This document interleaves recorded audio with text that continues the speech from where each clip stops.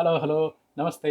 स्वागत है आप सबका इंडिया मसाला पॉडकास्ट के एक नए एपिसोड में। और मैं हूं आपका होस्ट और दोस्त अमित शेखर इंडिया मसाला। आज 27 फरवरी 2022 की शाम, बस एक ही दिन बचा है फरवरी में।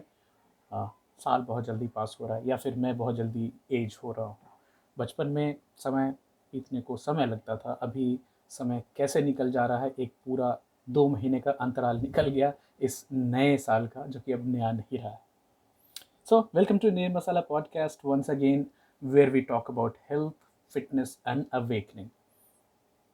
Here is a thought which came to my mind. Aj, we went to a place called Ganeshpuri, around 28 kilometers from my place, और कार में हमने 1 लीटर पानी का बॉटल रखा था। हम 11 बजे गए थे और रिटर्न आते आते हमें 2 बज गए।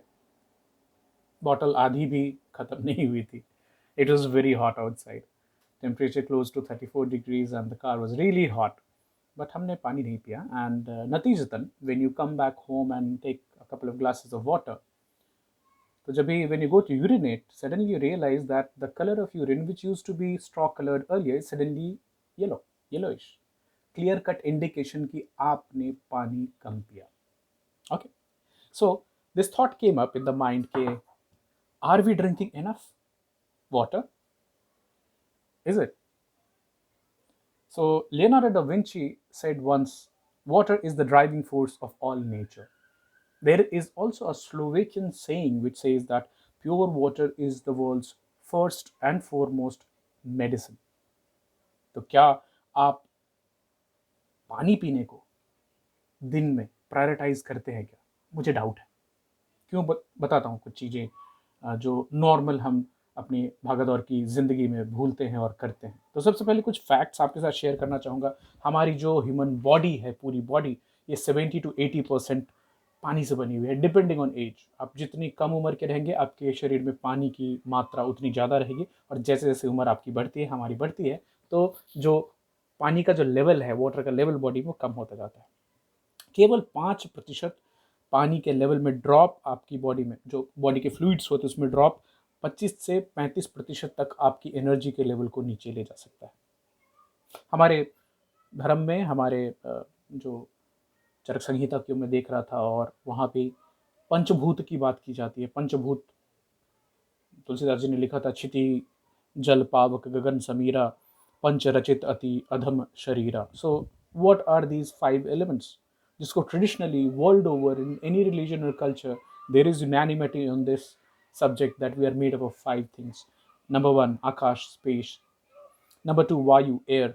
नंबर 3 अग्नि, फायर. नंबर 4 जल, water. Number 5 Prithvi, earth.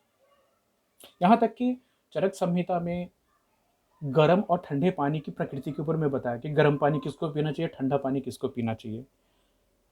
There is also mention of medicated water being given to different people. And I recall during my childhood, हमारे दादाजी गर्मियों में सुबह सुबह first thing you wake up and आपको चिरौंता पानी पीना होता था. इट वाज हर्ब्स जिसको ओवरनाइट सोक करने के लिए पानी में छोड़ देते थे. It really used to be very bitter. So by fresh childhood experience, very, I would say when 5 or 6 years of age, सबको वो पीना होता था गर्मियों में. It was so called said कि ये पीने से आपको गर्मियों में जो इन्फेक्शन होते हैं, घाव होते हैं, वो नहीं होंगे. बाय द वे, घाव से याद आया कि it was compulsory for kids to have boils all over their body during the monsoon season, आम के सीजन में.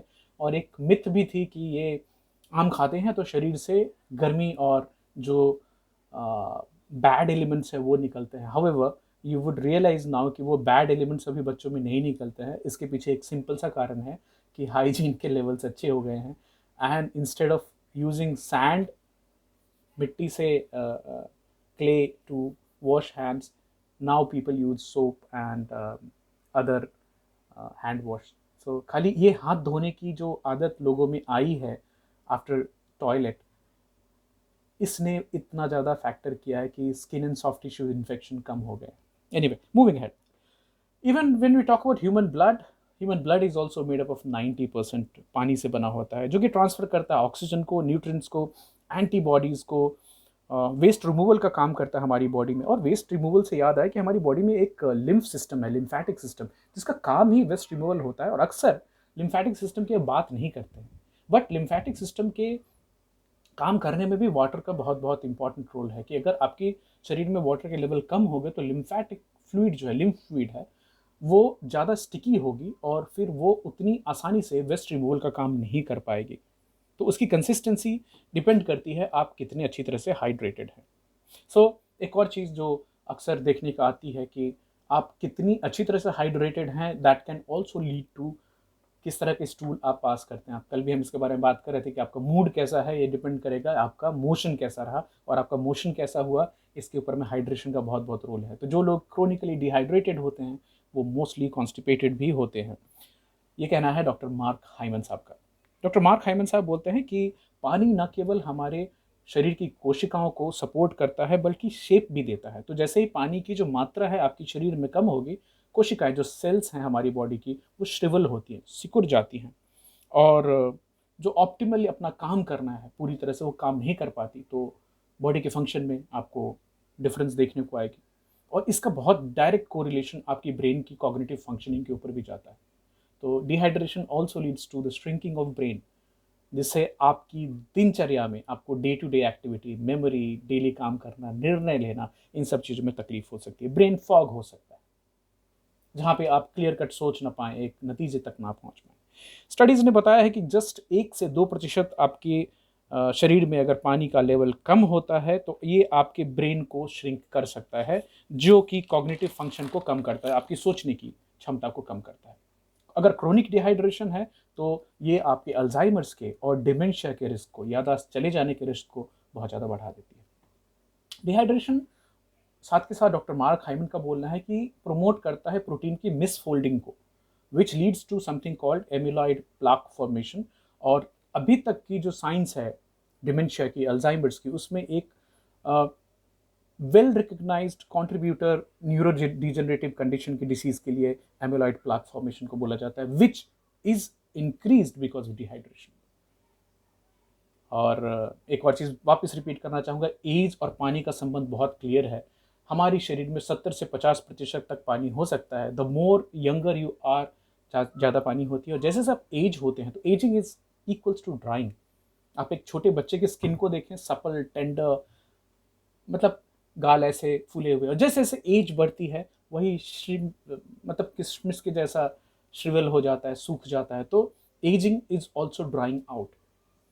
इंसिडेंटली जैसे जैसे हम उम्र बढ़ती है, हमारी हमारी बॉडी की जो कैपेसिटी है, थर्स्ट सेंटर जो ब्रेन का है, वो भी सेंसर कम काम करने लगता है। तो आपको प्यास कम लगती है, आप क्रोनिकली डिहाइड्रेटेड हो सकते हैं। हमारी बॉडी को पानी चाहिए वेस्ट रिमूवल के लिए। जो दिन भर हमारी बॉडी में मेटाबॉलिक वेस्ट जमा होता रहता है, कचरा जमा होता रहता है, उस कचरे को रात में हमारी बॉडी अच्छी तरह से सफाई करके निकालती है। बट ये रिमूवल बहुत बहुत इंपॉर्टेंट है, क्योंकि डिपेंड करता है कि आप कितनी वेल हाइड्रेटेड है जब भी आप सोने जा रहे हो। अगर आप डिहाइड्रेटेड स्टेट में सोने गए और रात में आप 7-8 घंटे सोए, उस समय पानी बहुत कम ही पीते हैं, तो एक वाटर फास्ट की स्टेज होती है। सो पहले से डिहाइड्रेटेड और ऊपर से पानी रात को ना पीना, दैट मीन्स वेस्ट रिमूवल जो है वो कम होगी। तो एक proper water supply before you go to sleep is important. Example ऐसा है कि क्या आप अपने घर में जब भी पोछा लगा रहे होते तो खाली सूखे कपड़े से पोछा लगा सकते हैं? क्या वो डस्ट, जो डेब्रीज हैं, वो क्या हट पाएंगे? शायद नहीं। तो इसी तरह से शरीर के अंदर में डेब्रीज, प्लाक, डैमेज सेल्स जो हैं, उनको फ्लश आउट करने के लिए हमें पानी की ज़रूरत होती है। कैसे करें खुद को डिहाइड्रेट, नॉट डिहाइड्रेट, हाइड्रेट कैसे करें? सबसे पहले सुबह उठते उठते आपको पानी पीना चाहिए, 2 गिलास पानी पीना चाहिए। Before you do anything, before you hit for go for your cup of coffee or go for your cup of tea, first glass which I have been following in my family is, आप ठंडा normal room temperature का पानी लें, उसमें आधा नींबू निचोड़ें, mix some Himalayan rock salt and take it as the first glass of water. तो ये क्या कर रहा है, आपकी बॉडी को हाइड्रेट करते करते साथ में जो इलेक्ट्रोलाइट्स हैं बॉडी को, वाइटल इलेक्ट्रोलाइट्स, वो अर्ली मॉर्निंग आपको देता है। उसके बाद दूसरा ग्लास सादे पानी का पिए, 2 गिलास हो गया। Then you can go ahead and have your whatever tea, coffee you normally you try to take. अच्छा, कुछ लोगों को रात में नॉक्चूरिया होती है, पेशाब ज़्यादा आती है, तो ऐसे लोगों को ये रिकमेंडेशन नहीं है कि आप सोने जाने से पहले बहुत सारा पानी पिए, because it will disturb your sleep pattern, and sleep is important as being properly hydrated, जिससे कि हमारी बॉडी से वेस्ट मटेरियल जो है वो फ्लश आउट हो सके।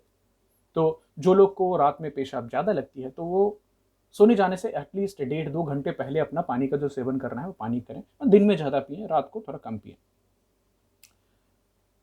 पानी पीने के लिए आपको एक हैबिट फॉर्मेशन होना ज़रूरी है, क्योंकि ट्रेडिशनली हम भूल जाते हैं, हम याद नहीं रहता हमें।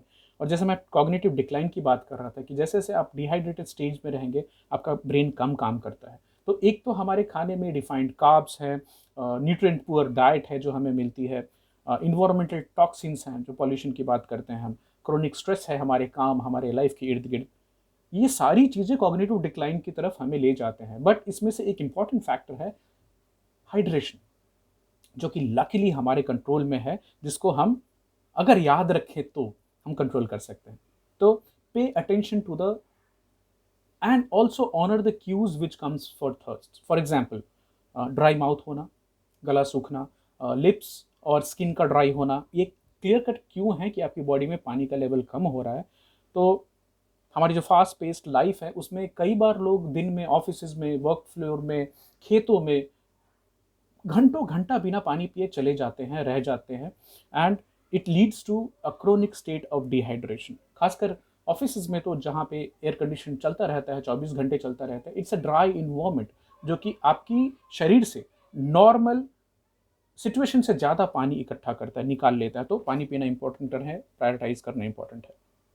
और एजिंग की बात करें तो जैसे जैसे जो थर्स्ट सेंसर है हमारे ब्रेन के, वो अपनी सेंसिटिविटी खोते जाते हैं जैसे जैसे हम बूढ़े होते हैं। तो हमारे जो सीनियर सिटीजन्स हैं वो हम नॉर्मल एडल्ट से ज़्यादा डिहाइड्रेटेड होते हैं, और दूसरा उनकी बॉडी भी उनको क्यू सिग्नल नहीं देती है कि आपको प्यास लगा है। तो आपके जो सीनियर सिटीजन्स हैं फैमिली में, उनके ऊपर में खासकर पानी का ध्यान रखिए, सो दैट वो पानी पीते रहें।